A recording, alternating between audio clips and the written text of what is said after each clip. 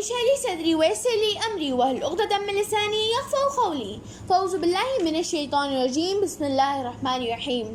محترم قابل احترام سامعین اور میرے پیارے دوستوں، السلام علیکم ورحمۃ اللہ وبرکاتہ۔ آج میری تقریر کا عنوان ہے تہجد اور قیام اللیل۔ سورہ مزمل 1 سے 6 آیات میں اللہ تعالیٰ فرماتا ہے، اے اوڑھ لپیٹ کے سونے والوں، رات کو نماز میں کھڑے رہا کرو، مگر کم آدھی رات یا اس سے کچھ کم یا اس سے کچھ زیادہ بڑھا دو، اور قرآن کو خوب ٹہل کر پڑھو۔ ہم تم پر بھاری کلام نازل کرنے والے ہیں۔ در حقیقت رات کو اٹھنا نفس پر قابو کرنے کے لیے زیادہ کارگر اور قرآن کو ٹھیک پڑھنے کے لیے زیادہ موزون ہے۔ محترم سامعین، تہجد کے معنی ہے نیند توڑ کر اٹھنے کے۔ حدیث میں آتا ہے کہ فرض نماز کے بعد سب سے زیادہ افضل درمیانی رات کی نماز ہے، یعنی تہجد۔ محترم سامعین، مسلمانوں کے لیے اس رمضان کی مختلف عبادات مختلف قسم کی تربیت ہے۔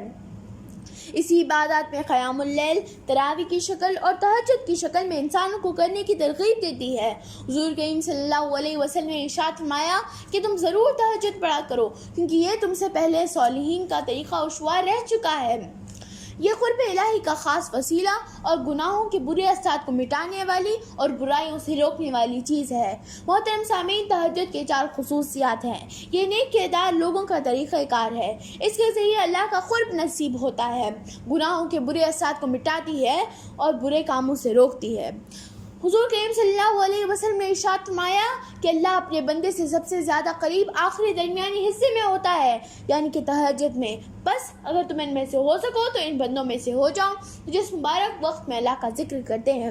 ہمیں یہ سوچنے کی ضرورت ہے کہ ہم اس رمضان کا لیل و نہر کیسا گزار رہے ہیں اور ہمیں اس سے کیا حاصل ہو رہا ہے، کیونکہ حضور کریم صلی اللہ علیہ وسلم نے ارشاد فرمایا کہ بہت سے روزے دار ایسے ہیں جنہیں سوائے بھوک پیاس کے کچھ حاصل نہیں ہوتا، اور بہت سے رج چکے ایسے ہیں جنہیں سوائے رج چکے کے کچھ حاصل نہیں ہوتا۔ شاعر کہتا ہے، خواہشوں کو خوبصورت شکل دینے کے لیے خواہشوں کی قید سے آزاد ہونا چاہیے۔ مسلمانوں اٹھو غفلت سے تم بیدار ہو جاؤ، حفاظت کے لیے اب دین کی تم تیار ہو جاؤ۔ یہ رمضان مجھے اور آپ کو تربیت دینے کے لیے آواز دے رہا ہے۔ ہمیں شعور کے ساتھ رمضان کے لیل و نہر گزارنا ہوگا۔ یہاں آیات اور حدیث کے ذریعے جو ترغیب دی جا رہی ہے، اس تہجد کے ادائیگی رات کو نیند سے اٹھنا طبیعت کے خلاف ہے۔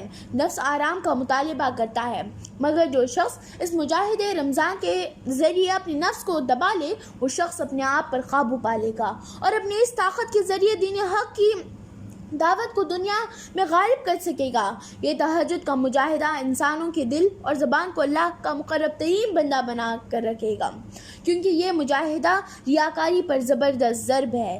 اس کا یہ فائدہ بھی ہے کہ انسانوں کو ایمان کی ثابت قدمی بھی نصیب ہوتی ہے۔ اس لیے حضور کریم صلی اللہ علیہ وسلم اور صحابہ کی سیرت دیکھتے ہیں تو ہمیں وہ رات کے آخری پہر نماز پڑھتے اور روتے گڑ گڑاتے دعا مانگتے دیکھا ہے۔ اس لیے حضور کریم صلی اللہ علیہ وسلم نے ارشاد فرمایا کہ میری امت کے اشرف و بلند مرتبہ لوگ قرآن کے حاملین اور شب بیدار لوگ ہوں گے۔ محترم سامعین، میدان حشر میں اعمال میں کمی کو پوری نوافل ہی کرتی ہے۔ حضور کریم صلی اللہ علیہ وسلم نے ارشاد فرمایا کہ قیامت کے دن بندے کے اعمال میں سب سے پہلے نماز کا حساب ہوگا اور اس کی نماز جانچی جائے گی۔ بس اگر وہ ٹھیک نکلی تو بندہ فلاح پا گیا، اور جس کی نماز میں خراب نکلی تو بندہ ناکام و نامراد ہو جائے گا۔ پھر اگر اس کے فرائض میں کمی پیشی ہوئی تو خدا فرمائے گا کہ دیکھو، کیا میرے بندے کے ذخیرہ اعمال میں فرائض کے علاوہ کچھ نیکیاں، کچھ سنتیں یا نوافل ہیں، تاکہ ان سے اس کے فرائض کی کمی پوری ہو سکے۔ محترم سامعین کرام، یہ تمام باتیں مجھے اور آپ کو اس رمضان کے مہینے کے اپنے بہترین ٹریننگ حاصل کرنے اور اللہ کا مقرب ترین بندہ بننے کی دعوت دے رہی ہے۔ ضرورت اس بات کی ہے کہ اس ماہ سے پھر بھرپور فائدہ اٹھائیں اور کمر بستہ کریں اور اپنی شخصیت سازی کریں، ورنہ یہ وقت یہ ماہ گزر گیا تو پھر یہ تمام اعمال کرنے میں مشکلات ہو سکتی ہیں۔ اللہ رب العالمین سے دعا ہے کہ وہ ہمیں رمضان کی ہر عبادت کو شعوری احساس کے ساتھ کرنے اور اپنے آپ کو دین حق کا مرد مجاہد، غازی الاسلام اور دین کا عالم بردار اور بنا کر اٹھانے کی توفیق عطا فرمائے۔ آمین۔ وآخر دعوانا الحمدللہ رب العالمین وجزاک اللہ خیرا۔